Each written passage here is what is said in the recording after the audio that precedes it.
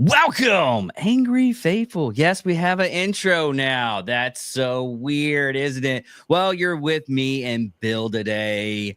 Uh we're we're gonna go over Biden's farewell message. We're gonna go deep dive Bill's crazy theories on what's happening in the world and everything. So let us have some fun today. 3 more days until the inauguration of President Trump, who will be officially the 47th president of the new United States. Now, I have been running a countdown on a website, and it says "Countdown to Freedom in America." I mean, that's 3 days or 14 hours, 58 minutes, and 51 seconds, and that's until noon. Yeah, because it happens at noon, right? Yes, and by 6 o'clock, maybe he'll have 100 executive orders signed. His hand is going to be so sore that first day.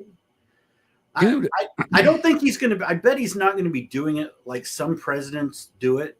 You know, some presidents, they'll have a stack of pens, and they'll take a pen, and as they sign their name, they'll sign one letter. Then they'll grab another pen and sign another one, and then they hand those out to people as souvenirs. The reason for that is if it's an important executive order. If it is an important executive order, like he did that with disabled vets don't have to pay student loans. He signed each one and gave a pen to when he has everyone surrounding him. Yeah, that's the only time frame that happens. When you have to redo all the stuff that you had officially in the first term.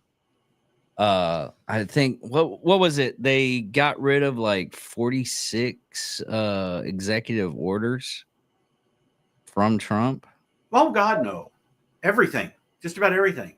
They got rid of more than that was just dealing with the border. Oh, okay.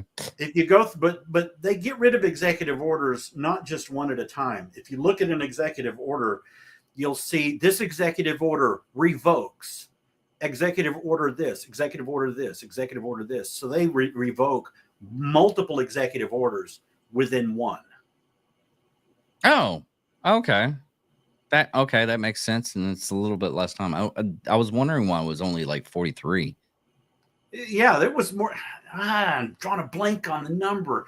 I think it was it 90 something just on the border. And there's a video where Eric Holder, Obama's old lapdog attorney general. Yeah, we don't weaponize the attorney general. He went after the Tea Party right and left, and he's just best friends with Obama. And he made a speech within the first couple of months after Biden took over, bragging about the number of executive orders to deal with the border that they got rid of. No, they got rid of hundreds of, I don't know. How many executive orders did Trump do? Well, the thing about executive orders this time is everything he wrote in an executive order, most of it he couldn't get passed into law because he couldn't get it passed through Congress because they were dicks. But this time, he will write the executive orders, and then he has Congress, he has the House and Senate putting together that big, beautiful bill that will have the things that are in the executive orders in it to codify them into law. So they won't be able to do this reversing it again. Oh, okay. I see that. No, it was only 17. I guess you're right, because Trump had like a lot of executive orders. Yeah, it was 60 something or 90 something that was just on the border. And a lot of this, he did it all in 17 executive orders on this day. Biden did. Yeah, if you look at his executive orders from the end of from the inauguration to about the middle of February, That's where a lot of the stuff happened. And then, more of it trailing on, but a lot of the getting rid of Trump was within that first 6 weeks. Okay. Now, what we're talking about now, do we want to do the whole farewell speech so we can chop it up? Because I was bored with it when I first started seeing it. Yeah, no, and something we didn't talk about. One of the top big topics that I'd like to get into is Elon. Okay, go ahead. But Elon will come further down. Do you have any of the? Yeah, we don't want to play that whole speech. Most of it was bragging about garbage that he didn't really do. And then he went into dark. He ended his presidency the same way he began it, completely divisive. Yeah, he even says like we did the best inflation was at 2.9% inflation when it's actually right now it's 22. Yeah, and one of the big things that really disgusts me. Here we go. Joe Biden ends his presidency with 2.9% inflation, which it's 22. 4.1% unemployment. The only problem with that number is Trump did have a higher unemployment rate when he left, only because we were going through a transition to where a lot of people were laid off that year because of a certain planned demic. But Giza ceasefire, which they haven't. Is it? It's not Giza. It's Gaza. Gaza's ceasefire, which they haven't stopped firing. Yes, this is not a pyramid scheme here. It's not Giza. Manufacturing boom. There was no manufacturing boom. Infrastructure boom. No. Fastest economic recovery. Everybody went back to work. That's his job program was okay. You can go back to work. That was his whole jobs program. And we're not going to talk about that second one, but go ahead. Tell me that he was a bad president. He was a horrible president. Horrible president. Horrible. And what's sad is you can go into, if you Google the worst presidents of the United States, he's not even on there yet. Trump is on there, but it's basically because of the problems that he was having with the pandemic. Yes, thank you. If I have confused with that, just say that word. Oh yeah, you're right. I am. That we have a lot of news going in with social media. We do have a lot of news, and we're gonna just stick for the first part talking about the farewell speech of Biden. Bill, you said there was a lot of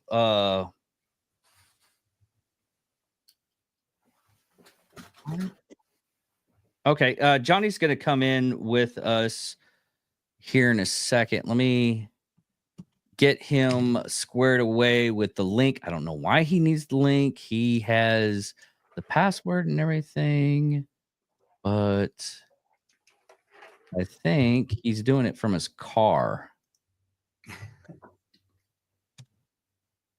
There we go.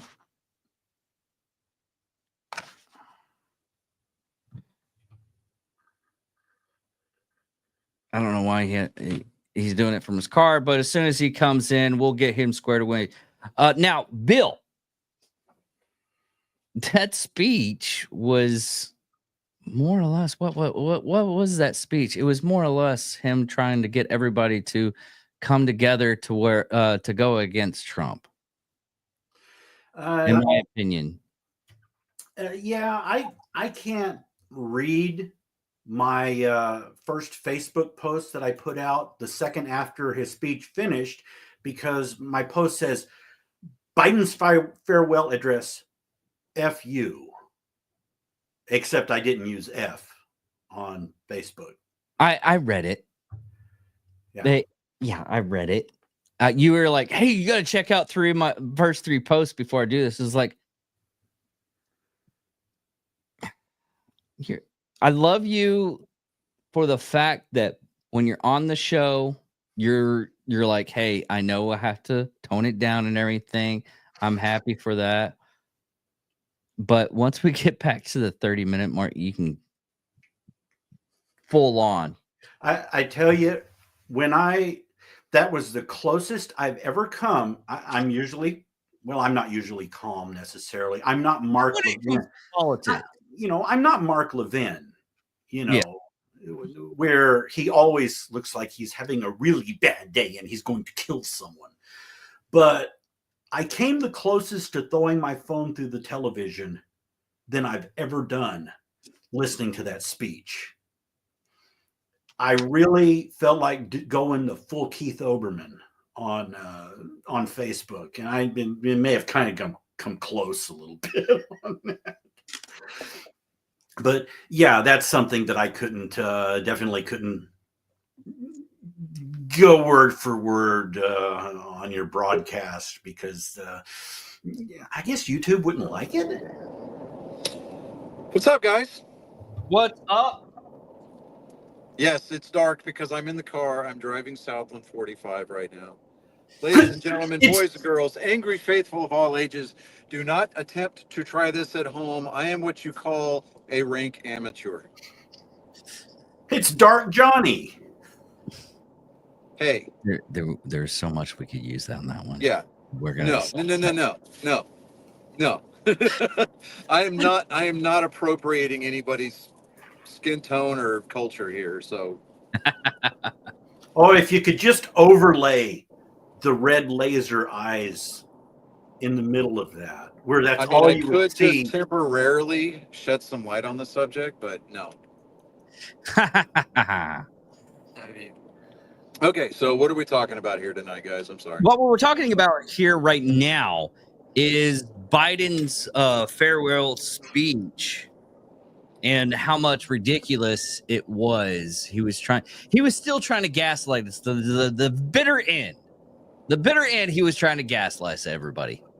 He ended with it wasn't Biden that gave that farewell speech. It was his body double. I mean, yeah. We could say that. He was really doped up big time. Johnny, did you check the earlobes to verify it? Yes, I did, and they were disproportionate.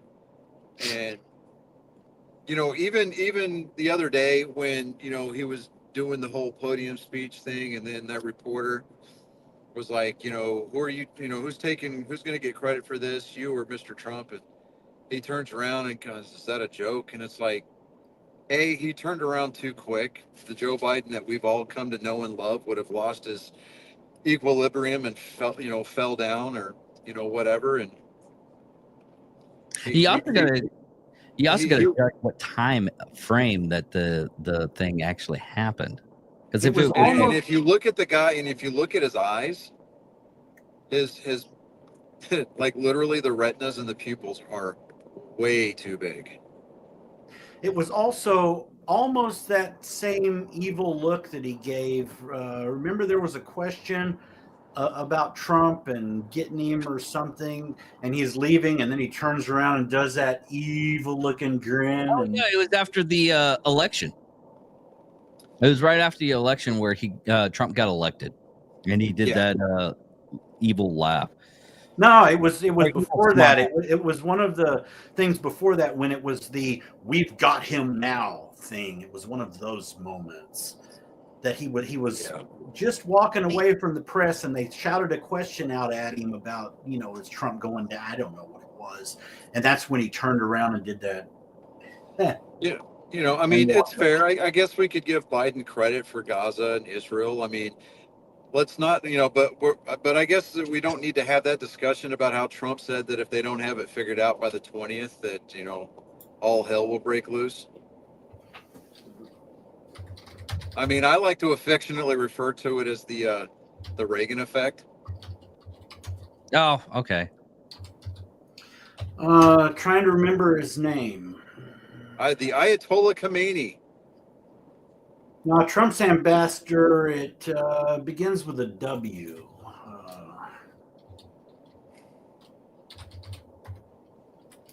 I just had it up. You mean with your thousands of tabs open? Yeah, it No, was Trump's doing. Trump has had an envoy there since right after he was elected. But there was his ambassador that he had over there negotiating all of this. It's someone who worked with him in the first term also.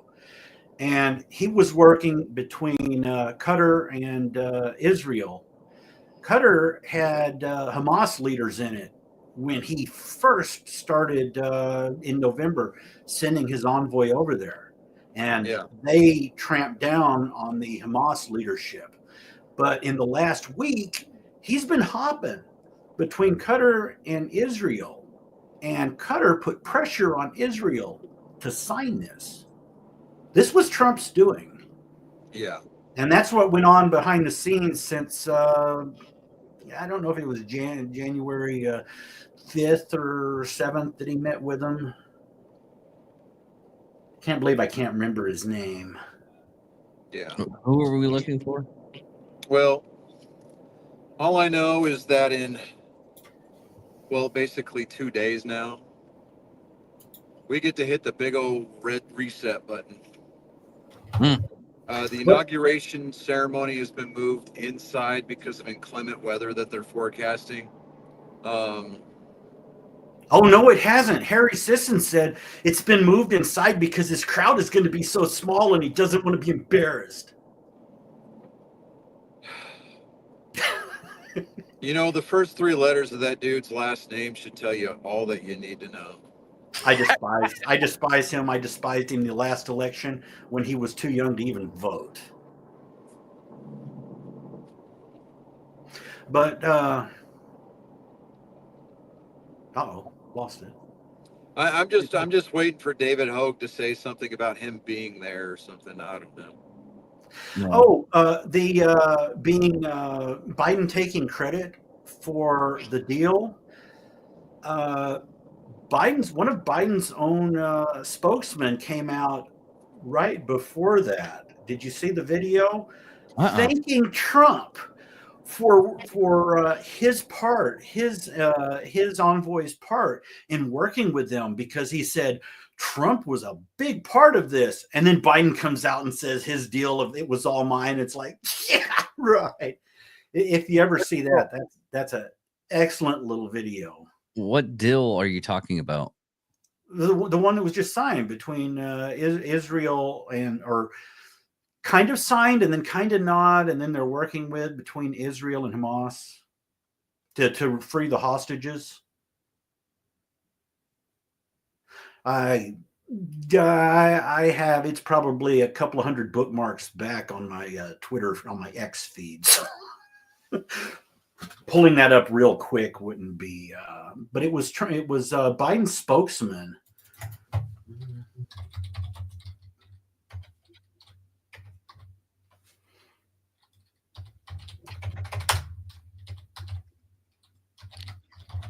I'm looking at the New York Post right now, but I'm not seeing any video. Let me see if I can fit on you.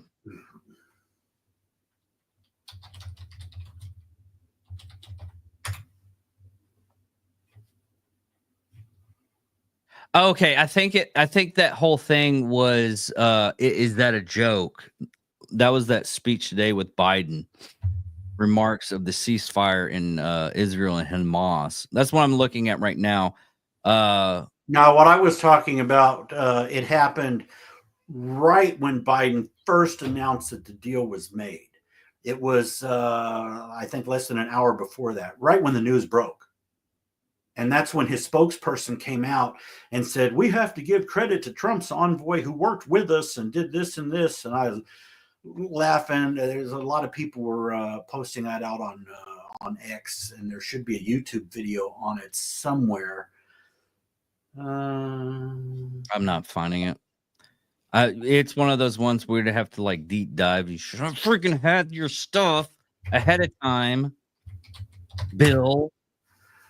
Oh man, I only have a 13 slide slideshow and 24 tabs up. I just happen to not have that particular video. Okay, so are we going to go with the slideshow after we figured out all the stuff that Biden said in his message that was ridiculous?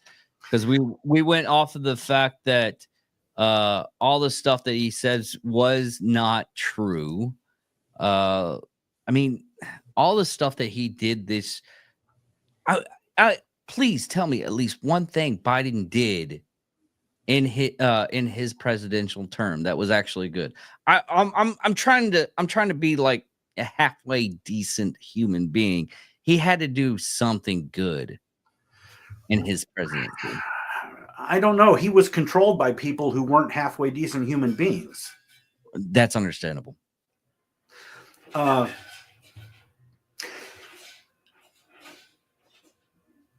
is so funny. But go on, Bill. Bill, focus. I'm the ADHD guy, and I'm having to focus people, and it's kind of weird. Okay, I was just stalling while my wife got ice. It's fine. Into an aluminum cup. Trust me, big time podcasts have noise in the background. It's no big deal. Hey, I heard one recently. I think it was Megyn Kelly, and someone's phone went off in the background. And I was like, "Whoa! Look at that! Something did mess up on hers." Yeah.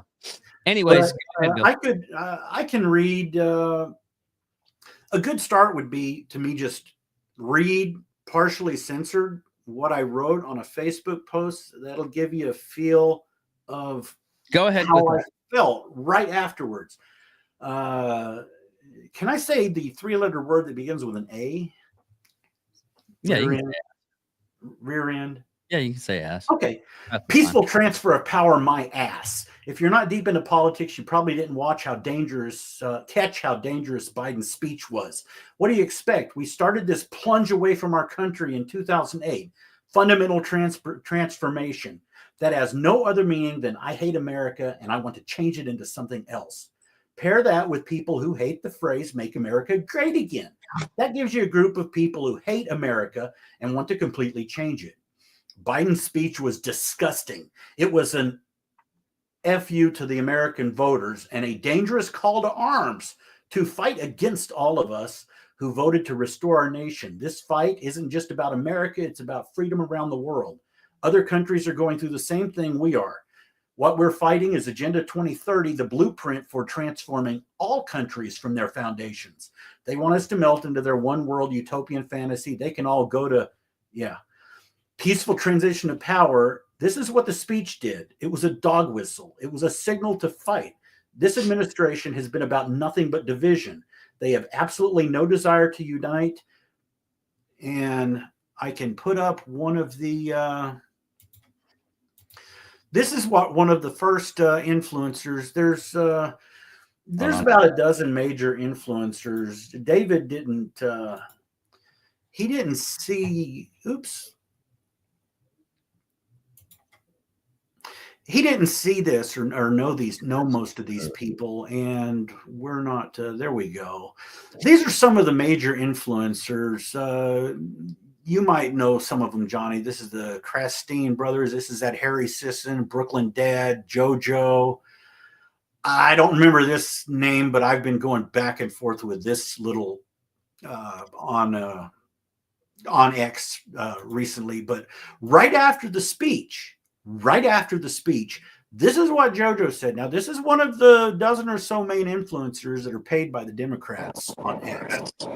President Biden is using his farewell address to warn us about the dangers of the oligarchy threatening our country as we speak. We must heed his warning. We have to stand up and fight. Our very existence depends on it. That's what his speech was about, and that's what it just did. It was a call to arms. I still see doubt that it was a call to arms. I mean, it was in a way a style of all the arms and everything. But Johnny, what do you think? The whole oligarchy thing. I mean, Saul Alinsky's rules for radicals. He's basically just using semantics to call out the playbook that the Democrats used against Trump whenever he was elected the first time, and they're going to try to do it again. They're going to try to make his this term as difficult of a dumpster fire to negotiate and extinguish as possible, to where he will be unable to do anything that he promised to do. Okay. On that note, Johnny, I'm going to mute you a little bit because yours doesn't come in all the way. But just I'll figure out how to unmute you to where you can talk and everything. But just give me let me mess with my settings. Okay, but okay. This is what I believe. This is my opinion on this. What's going to happen? It's not going to happen as worse. Hold on. It's not going to happen as worse. Oh, you dick. What?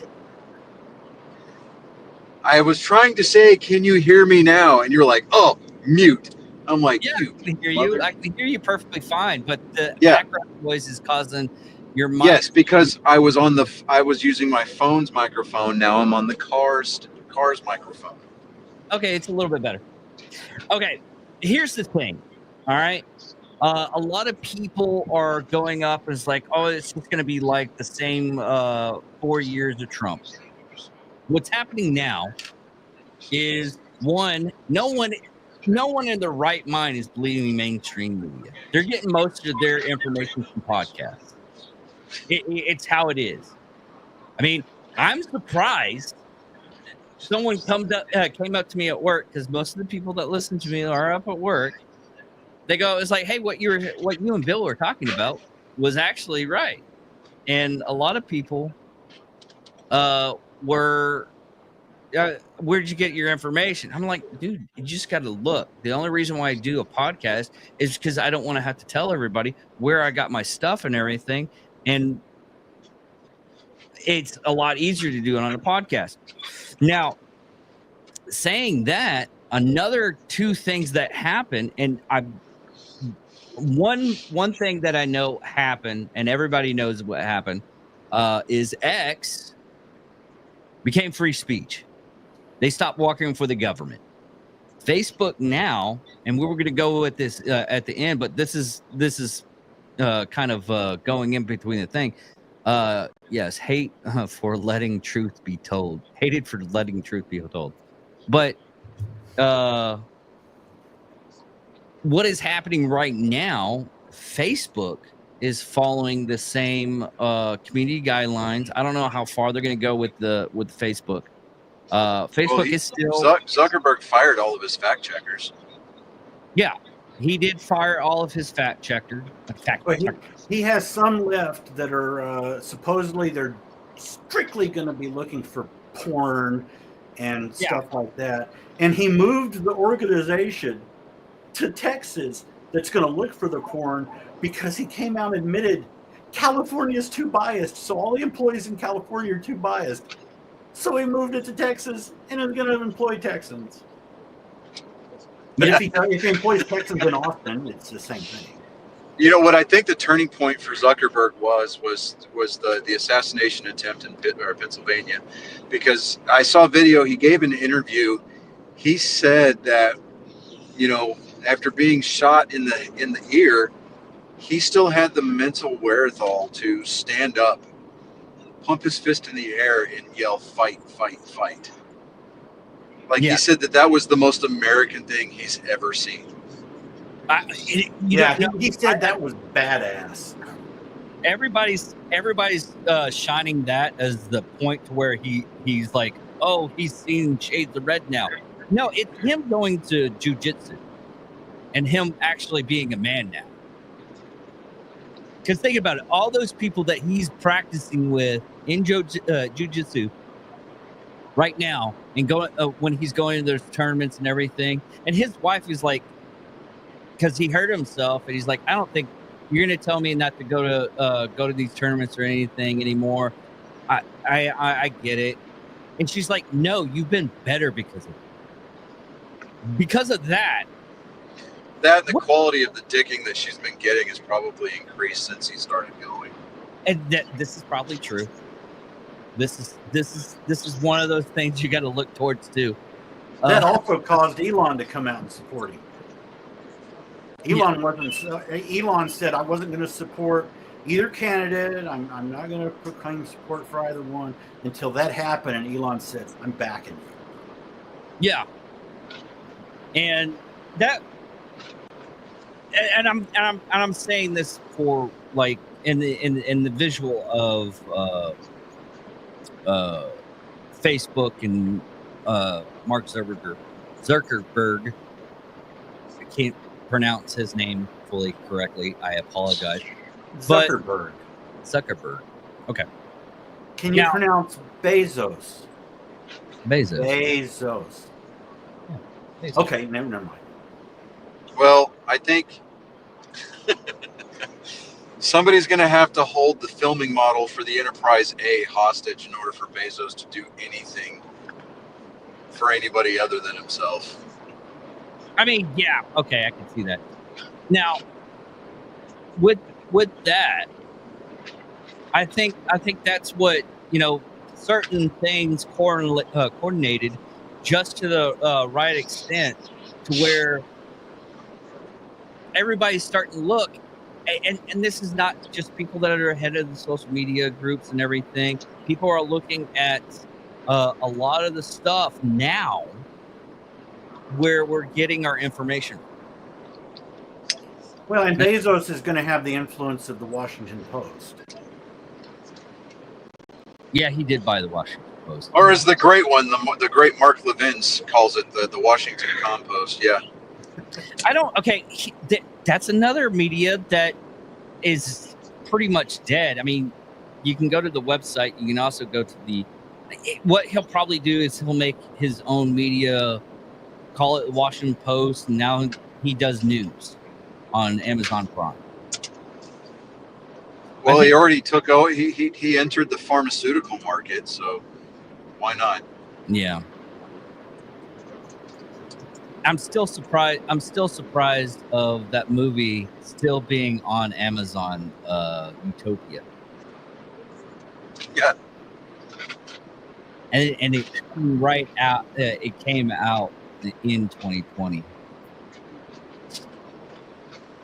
I've never seen it. Oh, and I know it's a touch on the nerd side. You can't. No. You cannot describe that series. I've already gotten a video knocked off YouTube because of it. Why? Well, not and a little bit on the nerd side. I would be remiss if I did not wish our angry faithful happy 1701 day. So January 1st or January 17th. If you flip the format of the date, everybody calls it 1701 day. And then you just your timeline on Facebook, like it is mine, will just be inundated with pictures of the Enterprise. It's kind of awesome. I am taking it that you caught that, David? Yes, I caught it. It took me a second. I was like, "Oh, okay." It took me less than a second, but I See, still that's- cry at the scene. The In Star Trek countdown. 3, yeah, like there's a meme out there that it's like women. It's like when the Titanic sinks, they're like you've never experienced true emotion, and then it shows the picture of the Enterprise exploding, and it says, "Men, I've cried for a ship that never really existed." You should have seen it. Did you see it in the theaters? I did during the original release. I did see it in the theater, and get this June 14th. I have seen an early release promotional poster for a 40th anniversary screening of Star Trek 3. Oh, Ooh. I sure wish I'd have been able to do the cruise, Star Trek The Cruise a few years ago. It was Voyager's anniversary, and it was actually on the Royal Caribbean Voyager of the Seas. And they had every single person from Voyager on it.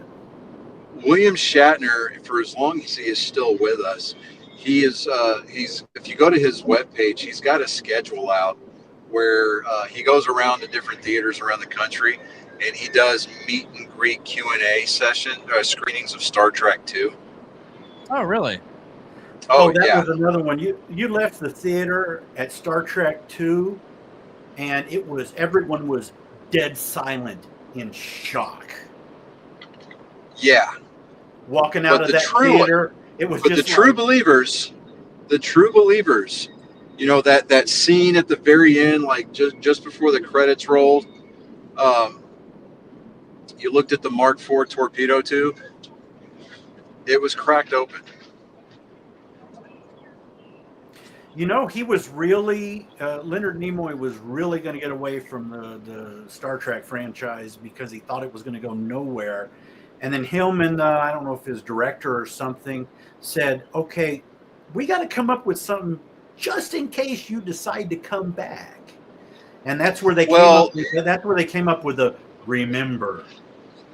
And that gave him an inroad. Yeah, well, see, what happened is that they, Gene Roddenberry, and I think it's Harve Bennett, one of the executives at Paramount, offered Leonard Nimoy the opportunity to direct Star Trek 3. And, of course, Leonard Nimoy jumped at the chance on that one. And, I mean, at the behest of the rest of the cast. I mean, they were, like, heavily in favor of doing this. And so they kind of had it... because Star Trek 2 was supposed to be Spock's swan song, right? Right. And when the initial version of the script had come out, Spock wasn't supposed to transfer his katra over to Leonard, over to Dr. McCoy. But when they were like, okay, if this thing works out the way that we think it's going to, there's going to be a third movie. We want you to direct this if you're willing to come back. And he was like, yeah, okay, I'll do it. But I have conditions that I want met. And of course, they were like, absolutely. So that's why they did that the way that they did. And then conversely, William Shatner directed Star Trek 5. Yeah. And, the whole premise about, the search for God, that was something that William Shatner really wanted to have, right? Does religion have a place in the 23rd century kind of a situation? Okay. And they kept like changing the script on him, and they were like, well, that's not going to work. He's like, well, I'm going to do it anyway. And so they capitulated, and they were like, okay, we can't really be pissing him off. And so they changed it slightly to where what does God need with a starship kind of a thing.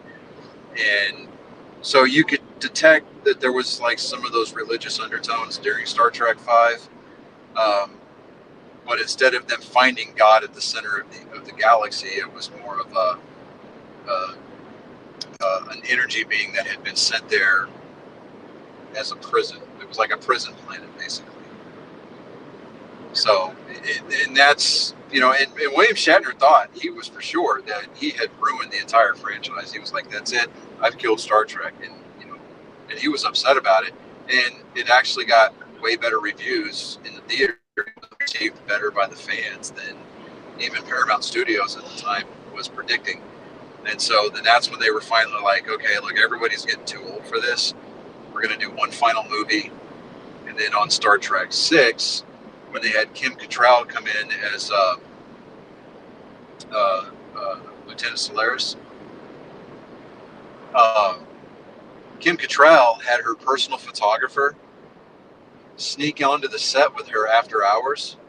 She did a completely nude photo shoot on the bridge of the Enterprise, and then Leonard Nimoy caught them. And he was like, I can't have you putting these pictures out because it's gonna soil the franchise. And he destroyed the roll of film, or all the rolls of film that they took. I mean, she was in full makeup, the Vulcan ears. She was, the way that the photographer and Kim Cattrall described the photo shoot, it was going to be very racy, blah blah blah. And obviously, Kim Cattrall being Kim Cattrall, she was very naked. But Leonard Nimoy was like, "We are not doing that to this franchise. We're not going to drag it down into the gutter." And he took all of the rolls of film. It was never really specified how many rolls of film that got destroyed, but he destroyed every roll of film.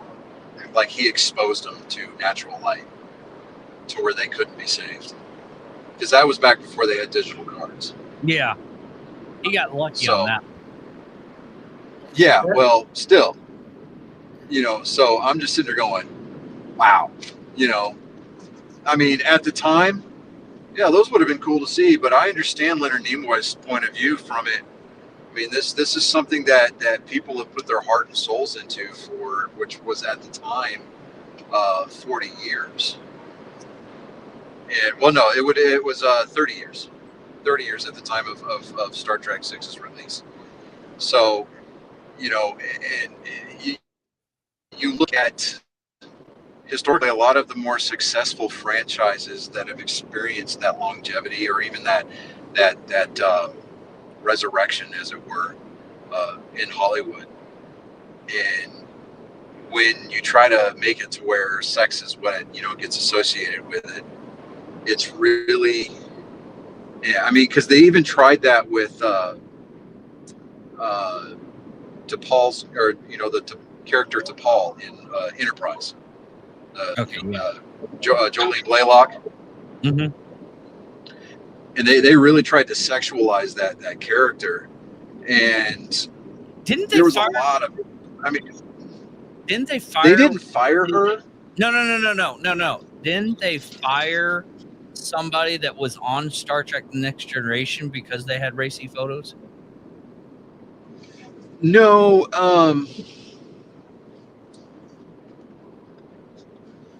It might, if they did, it was one of the background characters. But as far as like main characters, like early on, I think it was season 1, like a third of the way into the season, Tasha Yar's character was killed off, Denise Crosby. And the reason why she left the show, she wanted off of the show because she was in charge of security and communications on the bridge of the Enterprise D. And she felt that her reciting that line, hailing frequencies are open, she felt that it was a disservice to Nichelle Nichols. Oh, okay. So she didn't want to. She felt that as an actress, she didn't deserve to recite that line because she really hadn't earned the stripes, so to speak, to have that position or to have that kind of pull in the Star Trek universe. So basically, she went to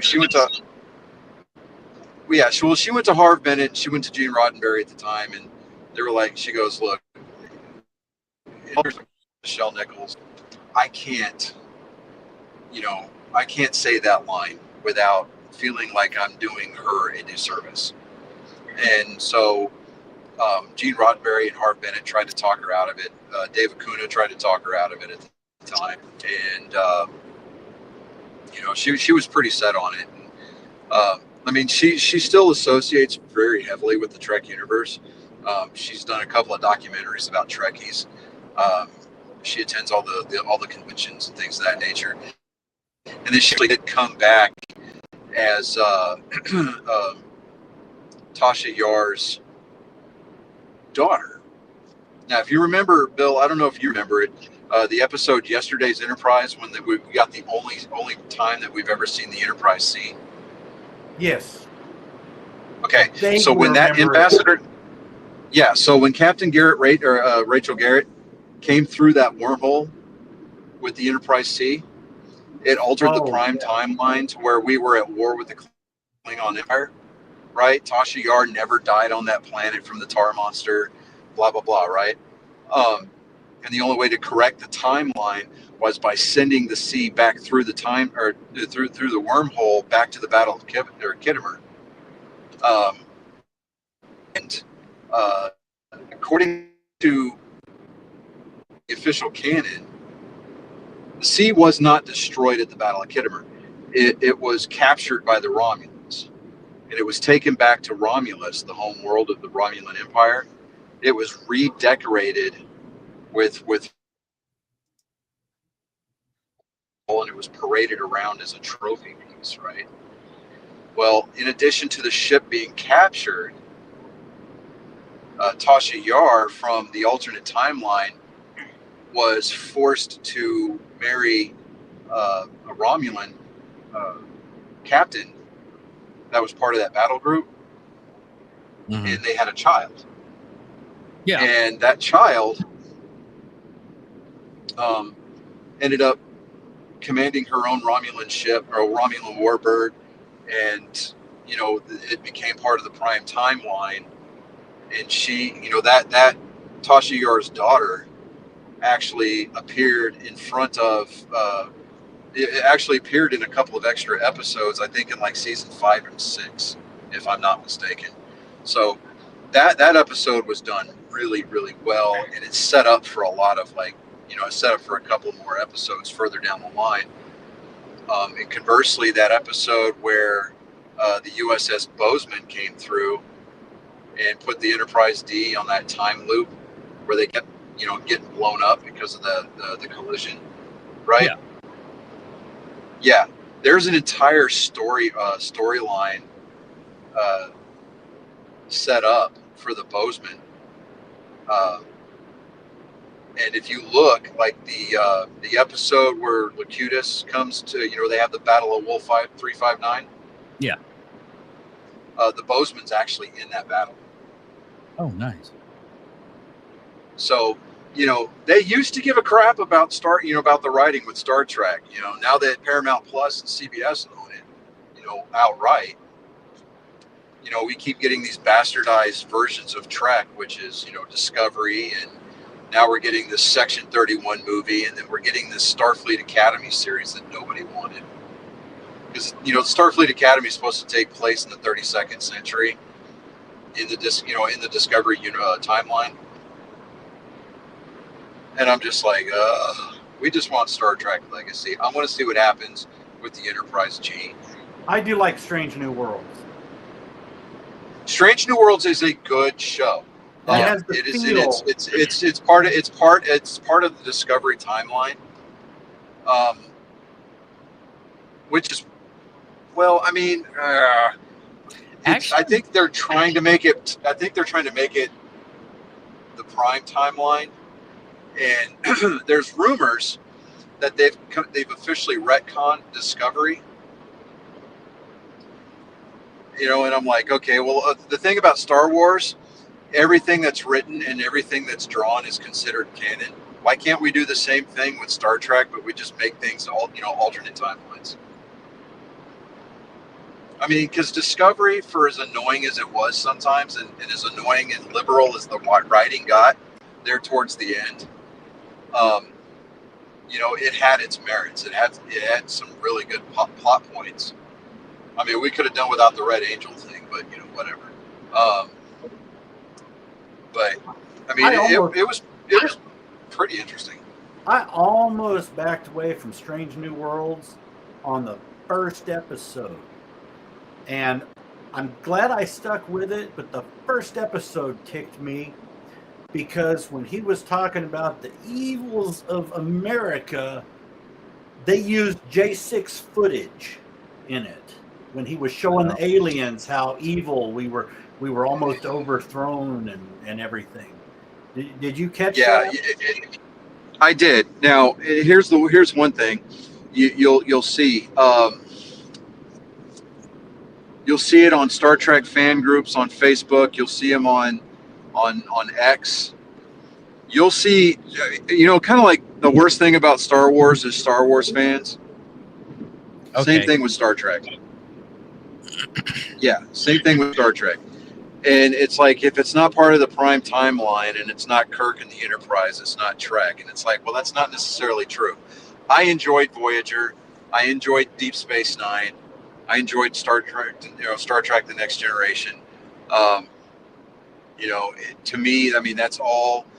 And to an extent, I did enjoy the Kelvin timeline movies, the reboots. But I'm like, enough is enough with the reboots. We don't need to reimagine the enterprise every 5 years. You know, it's like, it just kind of seems like Hollywood wants to revamp everything faster than video game console producers want to come out with next generation consoles.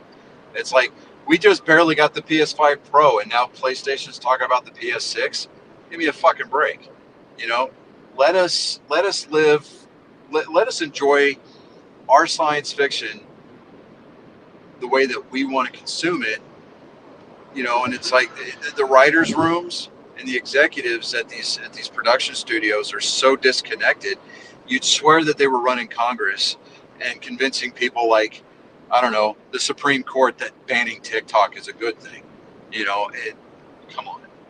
Yeah, It's so full of. I mean, the Supreme and honestly, I think that, you know, once Hollywood gets going back to work after the, you know, cleaning up from the fires that were intentionally set, so that way Diddy and all of his friends don't get prosecuted. I think, you know, and then on top of that, like, Trump is going to send. He appointed John Voight, Mel Gibson, and the one other actor as conservative envoys to Hollywood. Sylvester Stallone. Because, yeah, Sylvester Stallone. Because Hollywood used to be a very conservative town. Mm. It used to be a very patriotic town. And in the, what was it, the 40s and 50s, well, not the 40s so much, but like the 50s and 60s, when you started seeing things like the Socialist Party start making their way into the unions out in Hollywood, it started leaning very, very left. And if you go back as far as the late 70s, early 80s, you really started to see people in Hollywood really start to stand on their business as far as, like, we're not going to be closeted socialists anymore. We're going to be open about it, to the point where, you know, there was directors and producers that were talking about, if you voted for that son of a bitch Reagan, get off my set. You know, and it really kind of became like a blackball type business if you didn't vote Democrat in Hollywood. You know, I think it kind of like, you know, and this might catch us a little bit of a red flag, and I'm going to try to filter it, David, so just hold your breath. You know, kind of like the late 90s, early 2000s, early 2010s, when the fashionable thing, when your career was taking a nosedive, was to come out as gay. Yeah. Yeah. Same thing with being a liberal. Yeah. Nowadays, it's like, you're gay? Eh. Have you seen the, there's a musical part in it, and I can't remember the name of the entire show, but one of the things it ends with is John Wayne introducing God Bless America, and all the actors are singing part of God Bless America of that time period. Yeah, that's part of an actual album. That's part of an actual album that John Wayne put out. Right, it's part of a movie. They made a movie, and it's in the movie, and then he put out the album from it. But there's the video that shows, and there's the complete movie out there too. But then you can find just the video of them singing, and when you look at it, that is back when Hollywood cared about America. You look at all of those actors that's in that one scene singing each part of it. All of those you could identify as that time period where they cared about America. Yeah, that was. I mean, even like the heavily closeted gays back then, like Rock Hudson. You know, I mean, even back then, it was like, you know, men dressed like men. You know, we're talking tailored suits. You know, not hey, I'm going to show up to the set wearing an inflatable dress. It's like, dude, what are you doing? It was a 1970 NBC TV special. Yeah. Okay. But yeah, I used to have that CD. I know that my mom's got it. She's got a couple of copies of it, actually, of that John Wayne album. And man, I'm telling you what, you listen to that thing all the way through, and when he starts talking about the Pledge of Allegiance, if you don't get a chill down your back and your balls drop a couple of inches, something wrong with you. Yeah. I post it online every year. Oh, you do? Okay. That's Every what's year up for the then. last every year I for may the have last to. 10 years, I posted found it it. online. I think I posted for Fourth of July. Okay. Yeah, I may end up doing that in addition to my my usual ID4 post. So yeah. You know, there's that Twitter account, the ID4 in real time. It's great. Like he starts on July 2nd, and he posts in real time the events from the movie. You know, It's hilarious. that's one of the okay, I know it shouldn't be a top reason, but to me it was that I wanted to see Trump win is what he's going to do for the 150th anniversary. And I could not Yeah. imagine if the liberals were in charge what they would do You mean for the the 250th anniversary? Yeah, it's Oh, 200. yeah. Oops. Living in the past. Yeah. That's okay, David. David, no, it wasn't David. I was talking to somebody a couple of weeks ago, and that came up, and I was like, the country's going to be 250 because we're like 247 years old now. Yeah. You know, so I'm like, come on. You know, we had a bicentennial in 1976. So I mean, I don't know. And I have an original gold belt buckle I bought off of the bicentennial train when it went through town. No, Oh wow, that that's wasn't- neat. No, that doesn't say bicentennial. That's sesquicentennial. Okay, yeah. All right, I got you. Because I remember it says sesquicentennial on it, and it's a actual gold-plated belt buckle. Nice. Would that be a Texas or would that be a Texas belt buckle then? No. No, No. it was on the Okay. train that went nationwide. I also actually Okay, bought all right. the train locomotive engine.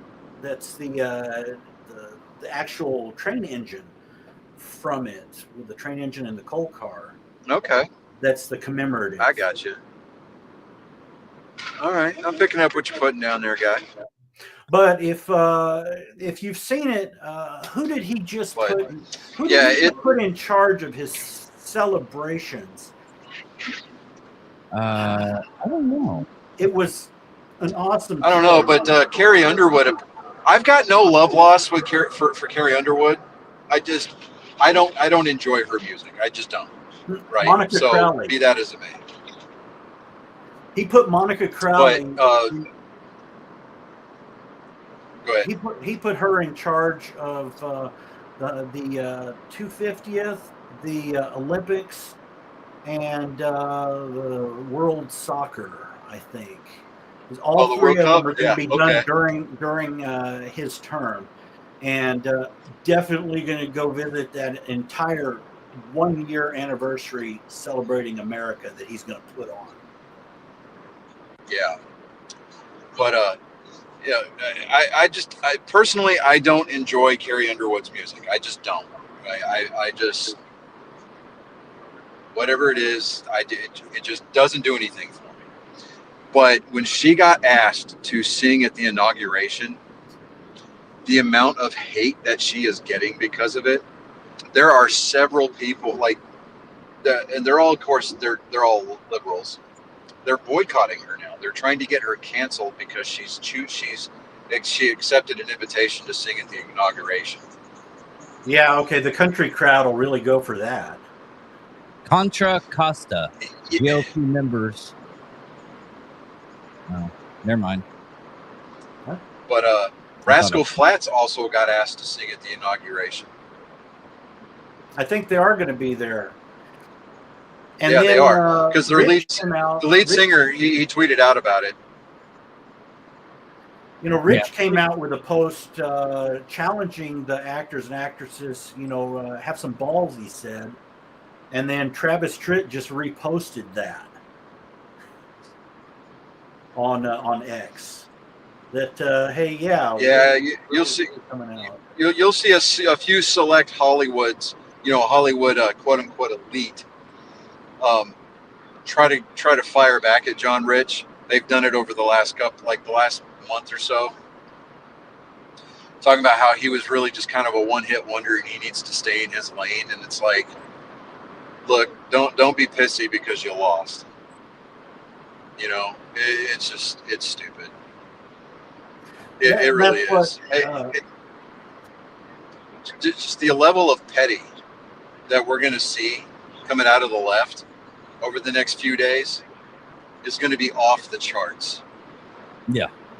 Well, Laura Ingraham was on earlier today, and I just caught part of what she was saying because I was trying to gather information for this. And she was on and said, they rubbed it in, but we really shouldn't be that way, and we really shouldn't rub this in. And then I think she flipped and was like, yeah, we should. I'd have to see that clip again when it repeats. But yeah. Have any of y'all watched the questioning for the only ones that I've seen so far is AG and SecDef? I've seen a couple of them, but like the one that stands out for me is Pete Hegseth for SecDef.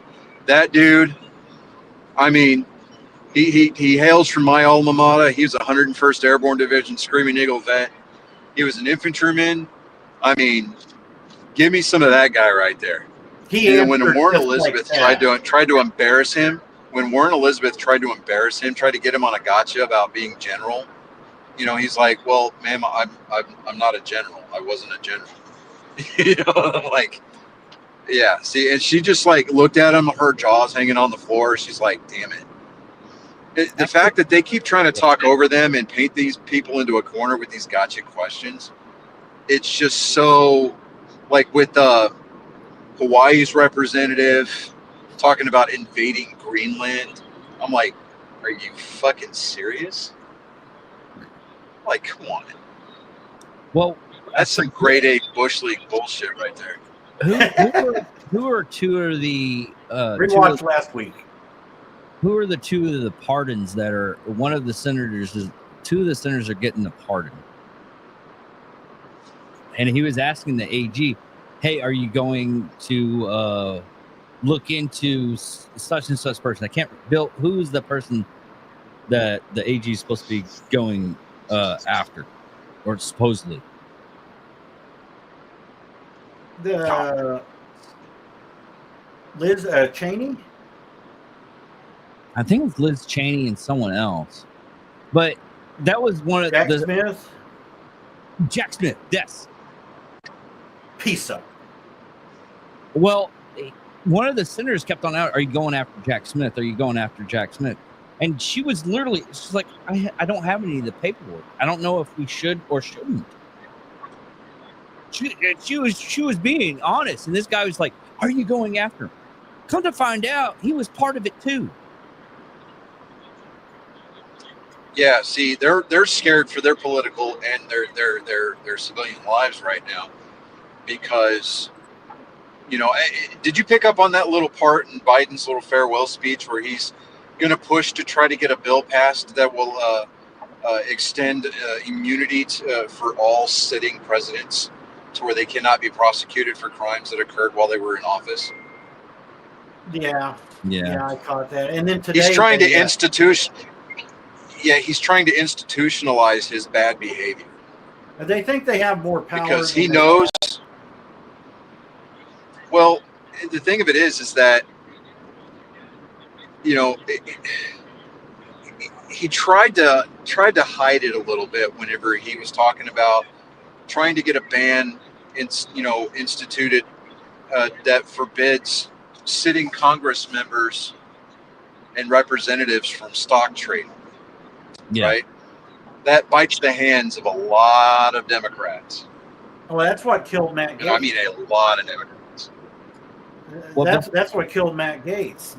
Because he had a video where he was working on a documentary, and he'd walk down and he'd point to a congressman's office and say, "That's such and such. He had this, and this trade, and he works on this committee."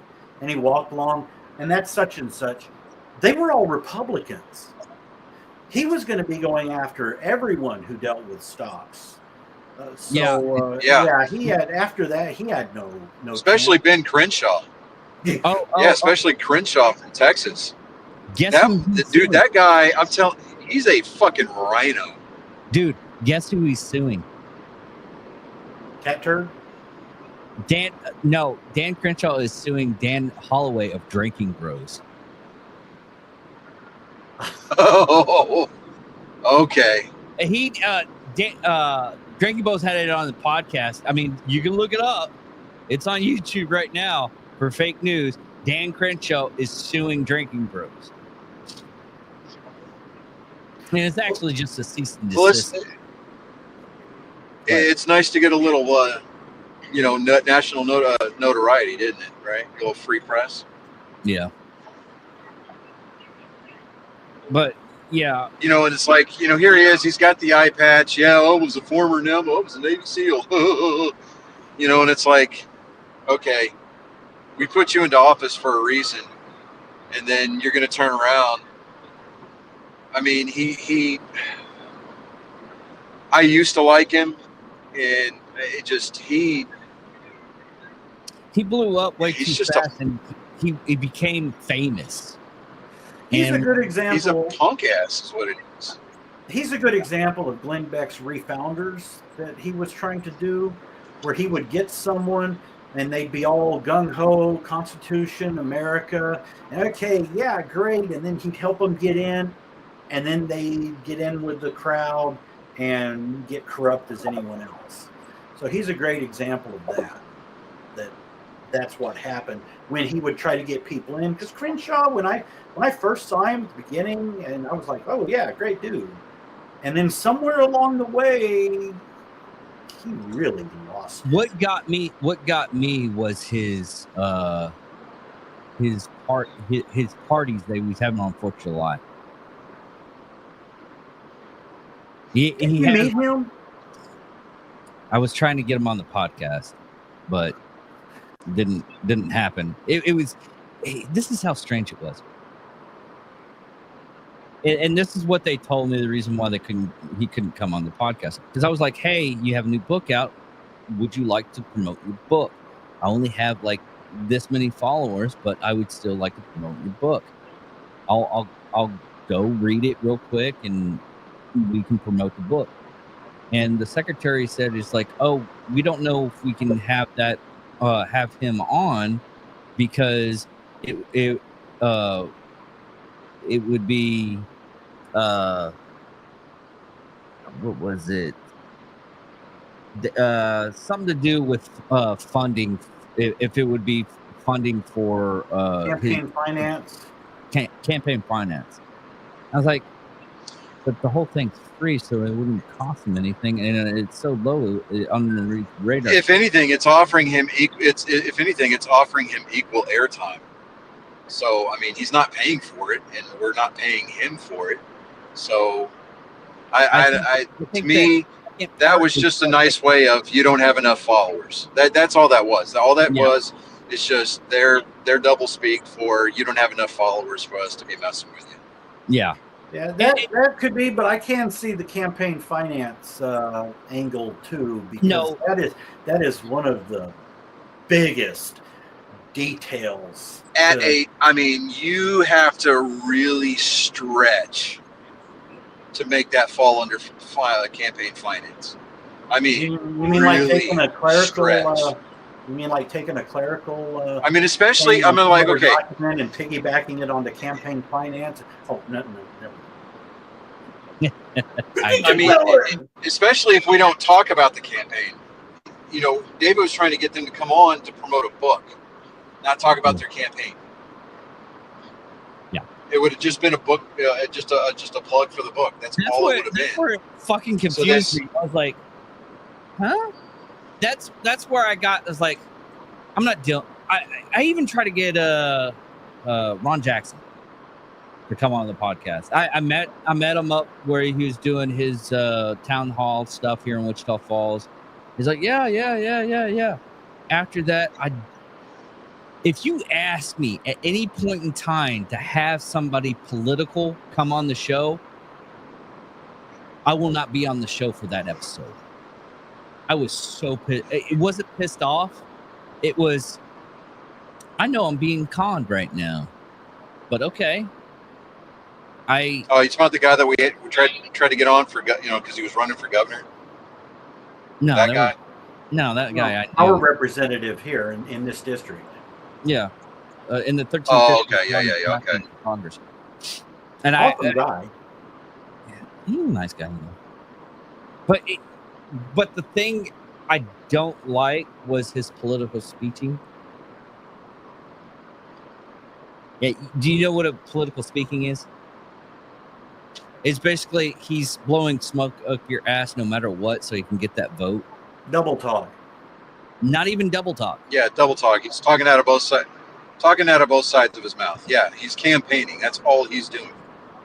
It's kissing babies and shaking hands. That's all he's trying to do. No, I get that. I understand that and everything like that. But I have this trigger in the back of my head when anybody's being like overly nice.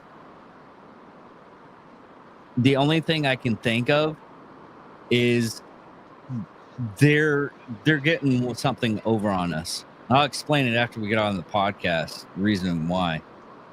But see, and you wonder, and see, this is why I give you the amount of crap that I give you, David. Just so that way you don't think I'm trying to get over on you. Yeah. It's the same thing what I do with Bill. I treat Bill like he's the scum of the earth. But if anybody touches my Bill, I will fucking eat him. I mean, really, look at the hat he's got on. Well, I mean, it's the feel of the inauguration. Yeah, he's got his Lincoln hat on. And get you one of those straw campaign hats, man. Wearing a top hat makes me think like Grover Cleveland. It's like, here, let me give you a bowl of like arsenic-laden cherries and make you give a speech out in the rain. Come on, guys. Actually, I wear this with an Edwardian outfit that I've worn several times on cruise ships. So this is 19. You guys see it is fucking. This is 1912 style. Okay. One last thing before we close this off. We do have news that no one's actually talking about it right now. I found it through the ether, going through stuff, and it is. This is coming from Fox News. U.S. Border Patrol reporter captured Russian mercenary carrying drone, 2 passports, and $4,000. $4,000. Mercenary was arrested by U.S. Border Patrol agents earlier this month after he illegally entered the United States in Rome, Texas. Rome. Is it Roma? Roma. According to reports, ValleyCentral.com in Harlingen, Texas, reported that the agents encountered. It's Russian. After he crossed the Rio Grande into Texas, carrying 2 passports, $4,000 on January 4th, 2025, he was immediately arrested. A criminal complaint occurred by the station showed that the illegal alien was questioned by his citizenship during the encounter and stated he was a citizen of Kazakhstan. According to court document, and yes, if you say you can come over here from Kazakhstan, but Russia, we're not taking any of those anymore right now. Another court document showed Previa appeared in court last Tuesday with counsel entering a guilty plea of knowingly and unlawfully entering the United States at a place other than a designated immigration office. Now, another fun fact about this guy, they found out that he was from the Wagner Group. And if everybody knows, Wagner Group is the mercenary group for Russia that has been helping out with the trying to defeat Ukraine. Thoughts? They were getting their asses handed to them by the Ukrainians for a while. Oh, they got their asses handed to them. That whole special forces in Syria, 500 Wagner Group tried to take over a oil camp, and what was it?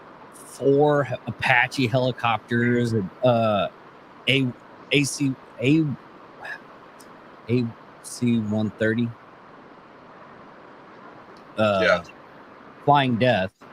Didn't their leader get shot down on a commercial flight coming out of Moscow? No, it was engine failure. I don't know what you're talking about.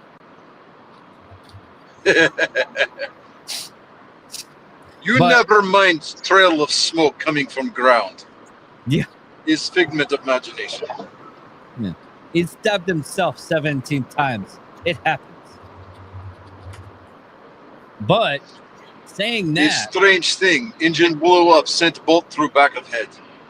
Very tragic. but saying that, why are we not hearing something like this on any kind of news? Because the $4,000, I can see.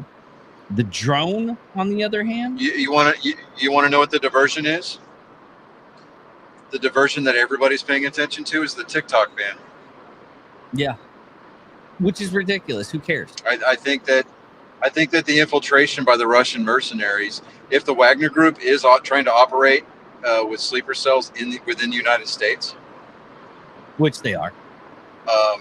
they're, and I saw, I don't know if this will be connected or not, but my wife saw something the other day. Actually, she saw it this morning.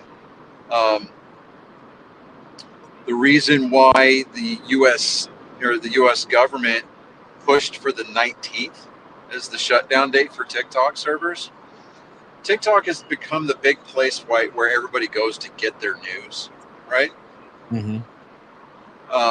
Somebody brought up the question and put it on a video today out there on TikTok. What is the rest of the world seeing that we're not allowed to talk about? Ooh. It's like, here, they're going to try to shut down the servers of TikTok the day before the Okay. inauguration. Here's And now we've got a Wagner Group mercenary in custody. okay. Here's what. It kind of makes you wonder what's going on. Okay, and we'll get to the TikTok after I talk about this. One last thing. There's another thing that they found out was and I think I sent this to you, Bill. I'm not sure if I sent it to you, Johnny. I think I did, but it was a naval recruiting station in Los Angeles, and everybody there That was run by Chinese. spoke only Mandarin. Yeah, we discussed that, Yeah. and I downloaded. I saw that. I watched it. Yeah. And right when Biden won, if you look in my Audible directory, there is a Learn Mandarin because I was getting ready for it. So That was there good. is a learning Mandarin, how to speak Mandarin in my Audible directory. I was getting ready for just Firefly. That's the only reason why I know that language. Well, that was a good Bing series. I cow. wish it would have lasted longer. But. Yeah. But here's the thing about the TikTok.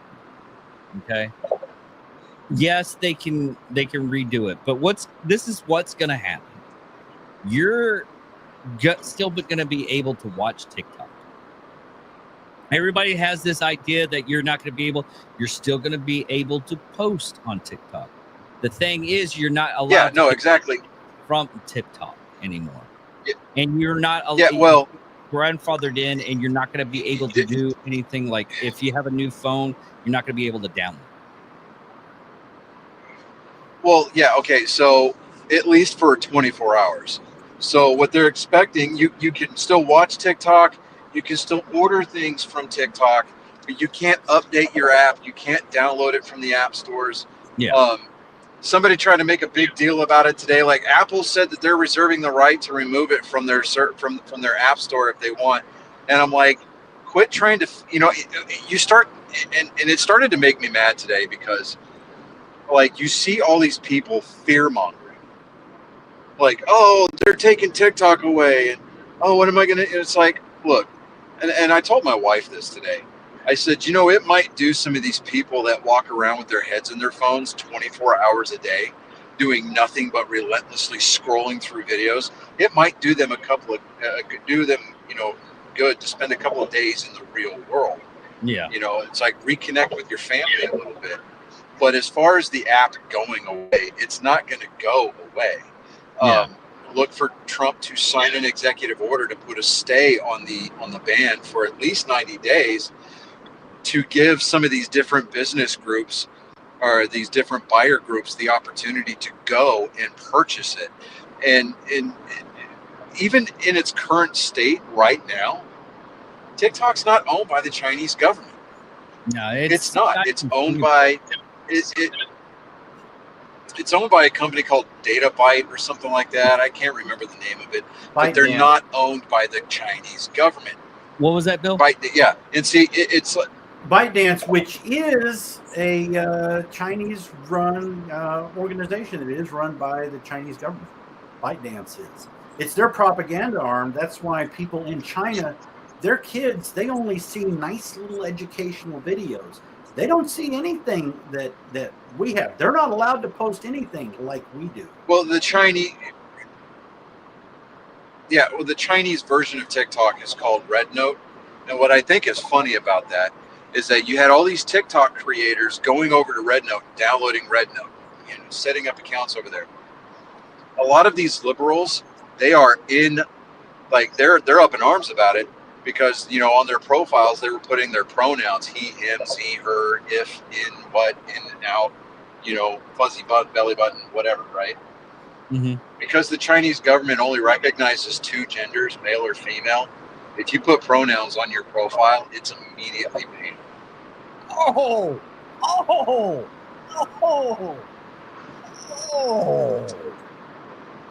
Oh, and he's not going to be able to sign an executive order to extend it. That's what they went to the Supreme Court for. Supreme Court shot down the extension. Well, and here's the thing.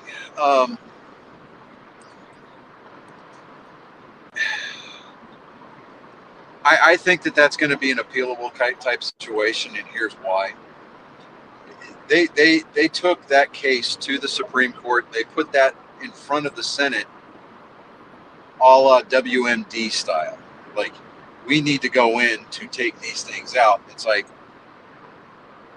you go in, like the CEO of TikTok is an American-born person. Yeah. He just needed the tech from ByteDance to, you know, get it up and going. That's it. So it's not a data mining. I mean, the only thing that you could even remotely link to data mining on TikTok was the algorithm. Yeah. You know, personally for me, I'm going to be sad to see my Chinese spy go. I mean, we've been through some hard times together. I do not, have not, and will never put TikTok on any of my phones. That's why. Well, I have a soft spot for TikTok. You know, I mean, it's responsible for my wife and I meeting. So yeah. Wow. I'm in a much better place because of TikTok. Here's a funny post from Dan Holloway. Trump's derangement syndrome is the result of genetic cowardice, the part of you that reacts to fear reacting too strongly when it comes to Trump. None of your worst fears ever came true. I'm sorry. I'll have to say never. Your worst fears ever came to fruition. So clearly the mechanism inside you that deals with fear is wired poorly. In short, that means you're a pussy, and so is your dad, probably your grandfather as well. I'm sending this to the super secret group chat, which I got to put Bill in the super group chat. Yeah. But yeah, no, I mean, just like anything else in this world, I mean, if you practice it, you know, if you consume it with moderation, TikTok's not a bad thing. It's really not. I mean, was I using it for news a little bit? But for me, it was mostly about just comedy and just pure entertainment value, and that's all. My wife has been lucky enough to get, you know, to gather enough followers where she became an affiliate where she could sell things and receive free samples from some of these sellers, and she's been able to, you know, generate some income. Not a great deal of income, but, you know, just enough to, you know, let her do some cool stuff. But I don't know. I think that it's being made into a bigger deal than it actually is, just like a lot of things that come out of Washington. And it just goes to really show just how incredibly out of touch a lot of these politicians are. And, you know, the ignorance of the general American public. There was a video I saw today. This woman, because you know how Tom Cotton is from Arkansas, right? Mm-hmm. She goes, Tom, you done pissed off everybody here in Arkansas. Like, really? Like, wait, did she just say Arkansas? Like, we Arkansans. Like, what? Arkansans? Is that how you say that? I don't think you understand the meaning of that word. Like, Don't ask I don't know, Biden man. how to pronounce Ozempic. Okay. Well, it's like you don't ask George Bush to pronounce nuclear. Yeah. He tried to read off the new prescription drugs today that they're going to be working on getting cheaper for, well, not the American people, just people on Medicare and Medicaid, but that's going over some people, and they think, I'm going to get it cheap. No, you're not, unless you're on Medicare and Medicaid. But Ozempic was one of them listed a couple hours ago. And he made several attempts at pronouncing it, and then just kind of gave up with it. Now, what? Okay, I'm sorry, Bill, for not letting you talk about the I can't even say it. Oligarchy. Go ahead. Yes, oligarchy, whatever it is. I can't. Okay, that was going back to the definition of fundamental transformation that Obama had said. And Obama said that, well, he said, we are 5 years away from fundamentally transforming the United States of America. Did you catch that? Fundamentally transforming. Yeah, and Glenn Beck came out with it. He started his program on Fox 2 months after Obama made that statement. And the first thing he went into is no one is thinking about what that means. That means he doesn't really like America. And that's why his racist wife said, oh, for the first time, I'm proud of my country. Because they were wanting to fundamentally transform it into something else. His racist husband, you mean? No. Oh, yeah. I'm sorry. Yeah. The racist. The racist husband. I've got 1,000 memes on that one. Big Mike. But he went in. If you did y'all ever watch Glenn Beck when he was on Fox? I never watched. I tried to. He only lasted on Fox for just like a very short amount of time. Well, I hate to say that he went on Fox from January 2009 to April 2011. And the last thing that was calling Obama, saying he what was the phrase? I can't remember the phrase, but it was basically calling Obama a racist. And then the last hit was the Orthodox Judaism, which I hate to say, I used to post and send him emails, and sometimes what I said would come up on his program.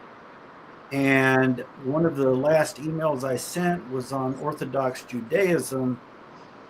I made an error in the analysis on that. He pretty much went on 2 days later with what I had sent him. And that's when you saw this, what is it, 80, 100 rabbis wrote against him and all this. And then he started dropping sponsors, and that's when he went away. But I watched every program that he ever did. But I had already been listening to him for probably 10 years on the radio. So I liked his programs anyway. Oh, yeah. He was on Headline News or CNN. I think it was Headline News with a program, and then he went over to Fox. But when he went over to Fox, it was right before the inauguration of Obama. And that's when he went into oligarchy. He had oligarchy up on the board and was going through the George Soros network of Open Society. And earlier I was trying to find the dates and exactly what he said about oligarchy. And I tell you what happened. This is, if you want to see the best example of, and I saw these examples during the previous election. I looked at what has Trump done for the black community, and I got super spreader virus on Google. And then on DuckDuckGo, I got him working with Ben Carson and what they did. I got the actual thing. So I did a search, Glenn Beck, original oligarchy, Open Society. Now the first thing that came up with Google was all of the times he misspelled oligarchy. Because the first time he put it on the board, he misspelled it. So that's all you find. So to search for something, when you see liberals have Google bombed the net, you have to put a minus sign and clear out the words that they have used to Google bomb. So I put minus spelling because everything had the word spelling. So what comes up is, it looks like there aren't many great searches for your search. 0 comes up. Glenn Beck, original oligarchy, Open Society, minus spelling. Nothing. Here's what comes up if you search through DuckDuckGo. The first thing you get is his entire site. Same search parameters. Oh, well, exactly. You could see I copy pasted the same search parameters, and I did this all you're within a driving, couple so you minutes. yeah. Soros exposed, research on the progressive puppet master. You get everything about George Soros and Glenn Beck from the Financial Times. You get all of that. That's how Google is censoring people. People don't realize that. And I said that to someone, and I was just referring to Google and DuckDuckGo, and they were like, well, your source, it isn't a biased source. It's moving over to DuckDuckGo and what it did. And people don't realize it. That is one of the best examples recently I have seen about that you could show people about.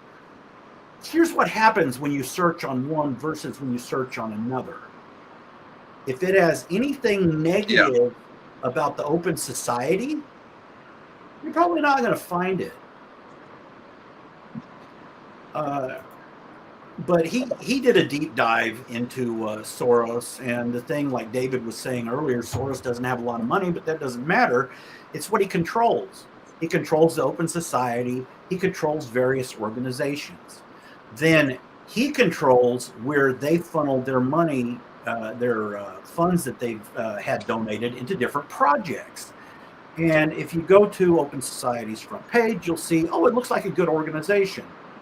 You're seeing the nice little projects, but you can dig deeper into what is funded by Open Society. And I did this 15 years ago, and they put on their site a list of all the different projects they had going on, and you could see how it was funded. And if you followed the money, that's where you would find the real oligarchy. And what the liberals have done now is they co-opted, just like you were saying, Johnny, they've co-opted what we were using, oligarchy. When I talk about the World Economic Forum, the people behind that, the people behind Davos and Agenda 2030, I'm always talking about the oligarchy. So now the liberals have taken Elon and a couple of people that we're wishy-washy, Zuck and Bezos, whether they're not actually on our team, they have taken that, and now oligarchy becomes that. And now it mutes out us trying to actually go into what's going on.